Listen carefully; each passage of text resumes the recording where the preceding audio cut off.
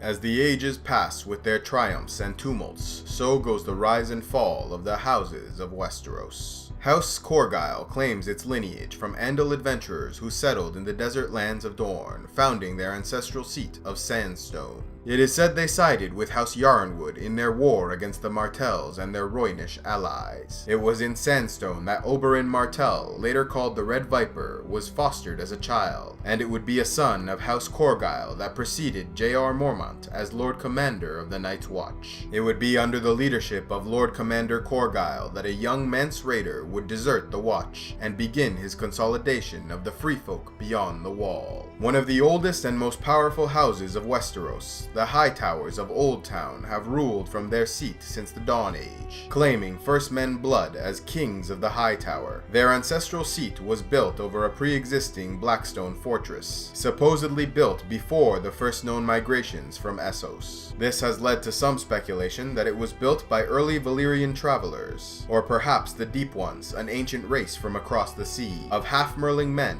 who also built the Seastone Chair on the Iron Islands. Still others claim it was made by an extinct race called the Maze Makers, who built similar style labyrinths in the free city of Lorath. Whatever its origins, House Hightower ruled until brought into the Kingdom of the Reach through marriage under King Garland Gardner II of Highgarden. And when Aegon the Conqueror invaded the continent, Lord Manfred Hightower opened the gates of Old Town to him, sparing his house and his city from ruin. During Robert's rebellion, they sided with the Targaryens, only bending the knee to Robert when the war was lost. The ancient nobles of House Westerling are proud descendants of the First Men, who long ago intermarried with the Kings of the Rock and served as loyal bannermen for many years. Their ancestral seat at the Crag of the Westerlands, though once rich and powerful, have in recent years sold off much of their territories, so that their present circumstances place them as an obscure minor house with little to no influence. House Connington of Griffin's Roost were once a great and powerful noble house of the Stormlands, but during Robert's rebellion their loyalty proved less than absolute. Lord John Connington, head of the house, fought openly for the Targaryens, leading their armies at the Battle of the Bells. Yet even after his defeat,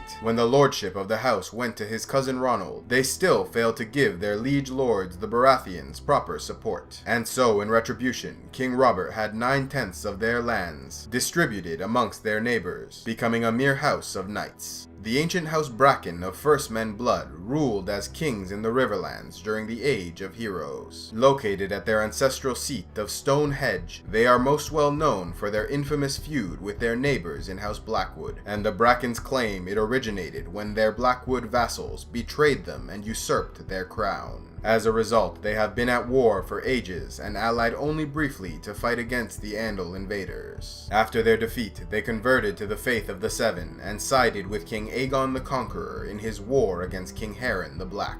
Yet due to their constant fighting with House Blackwood, their power and influence had weakened over the years, and they were passed over for the lordship of the territory and instead became bannermen to House Tully of Riverrun. When Daemon Blackfyre rose in rebellion against the Targaryens, House Bracken sided with the rebels. An ancient family hailing from the Dawn Age, House Royce once ruled as High Kings of the Vale, also known as the Bronze Kings of Runestone. They had an infamous rivalry with House Shet, who named themselves Kings of the True Men, and were said to have fought many brutal wars against each other. When the Andals invaded and slowly began conquering the territory, House Royce under Robar II led the First Men resistance, until they were at last vanquished and forced to bend the knee to House Arryn, after which they would intermarry with the Andals and become loyal bannermen to their liege lord. An ancient house of the Iron Islands, House Blacktyde, claimed their ancestral home in the island of Blacktyde at their fortress of the same name. When the head of their house was killed during the Greyjoy Rebellion, his son, Baelor Blacktyde, was taken hostage to Old Town in the Reach. When he returned years later, he had converted to the faith of the Seven, and the Blacktydes became one of the few families to leave the drowned religion. House Umber of Last Hearth are an ancient noble family of the north, controlling a large territory in the far north of the continent, just below the lands of the Night's Watch. They have long been traditional bannermen to the Starks and are fiercely loyal to the Winter Kings.